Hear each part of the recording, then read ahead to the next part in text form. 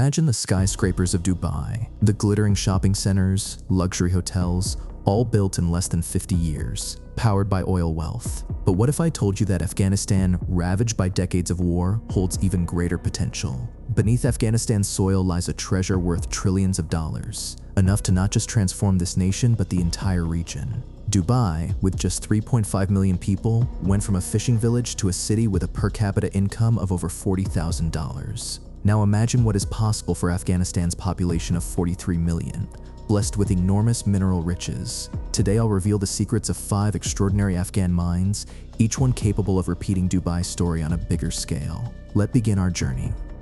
High in the Afghan mountains sleeps a treasure that could revolutionize the global steel industry. Hajigak. Picture mountains where more than half the rock is pure iron, not myth, but reality. When Soviet geologists first discovered this deposit in the 1960s, the results were so incredible that Moscow sent further experts just to verify.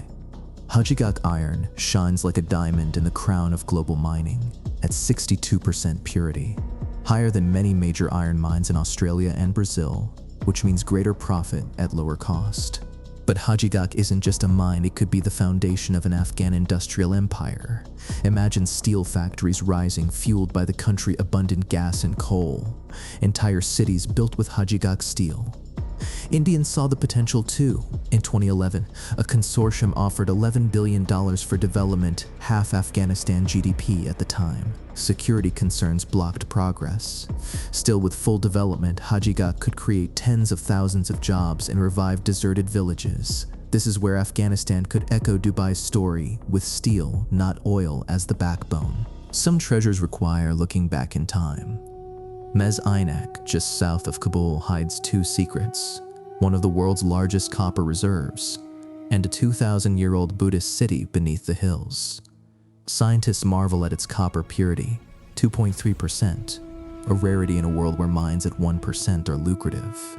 In 2007, a Chinese firm signed a $3 billion deal to mine Mez Aynak, pledging power plants, railways, and even new cities. But fate intervened. Archaeologists discovered an ancient Buddhist city, statues, temples, and manuscripts, turning Mez Aynak into a battleground between heritage and development.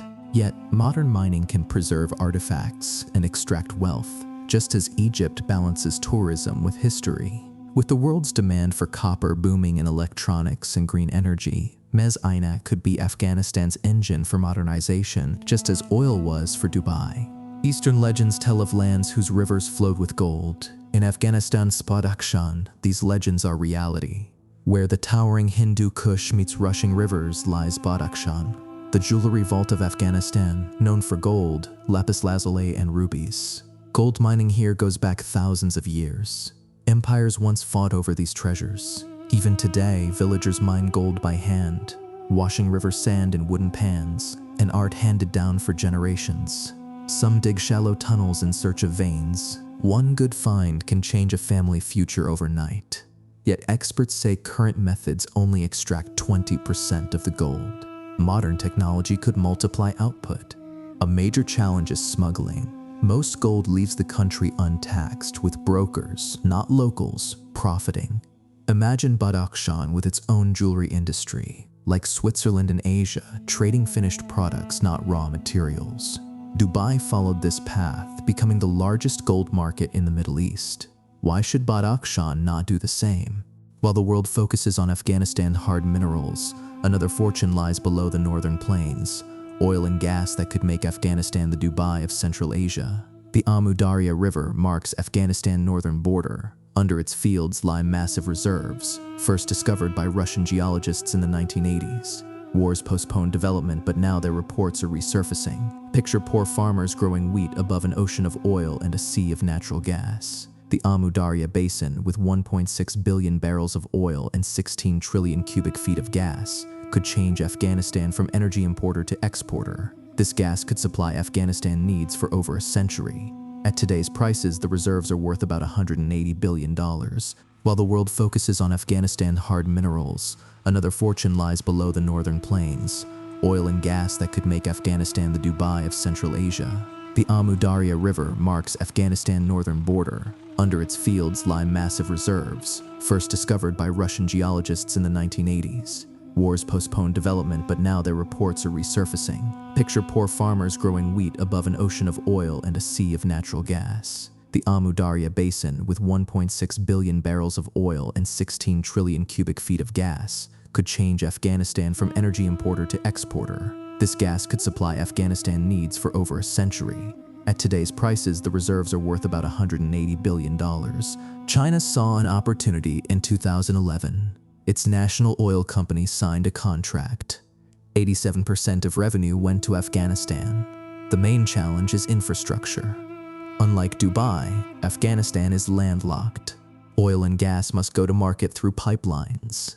That's where the TAPI pipeline Turkmenistan, Afghanistan, Pakistan, India becomes crucial, offering transit revenues and transforming Afghanistan into a regional energy hub. Cheap energy could kickstart other Afghan industries: petrochemicals, mining, transportation. Just as Dubai leveraged its geography, some treasures hide not in legends, but in chemistry textbooks. Logar chromite is one. Without it, modern life is impossible. These dark veins supply chromium key for stainless steel, heat-resistant alloys, aerospace, automotive, and more. Logar holds 7.5 million tons of chromite, placing Afghanistan among top producers.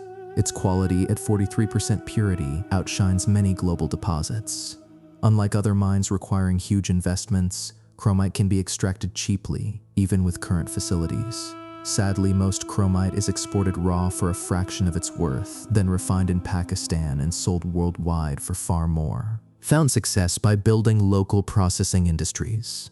Afghanistan could do the same, creating ferrochrome and stainless steel, multiplying the value fivefold. With global demand for chromium set to double by 2030, Logar mine could generate thousands of jobs, from miners to factory workers. Afghanistan is not just a land of conflict and tragedy. It sits atop trillions of dollars in riches, with the power to change the region's fate forever. Imagine Afghanistan 20 years from now. Skyscrapers in Kabul, built with Hajigak steel. Petrochemical plants fueled by Amu Darya gas. Badakhshan leading the jewelry trade. Electronics plants powered by Mes Ainak copper. And global exports of Afghan stainless steel. This dream is real. Dubai transformed in less than 50 years. Afghanistan could too, with the right stewardship. But without knowledge, these treasures will stay buried. You now hold this insight, share this story, add your voice, and help shine a light on Afghanistan's hidden wealth.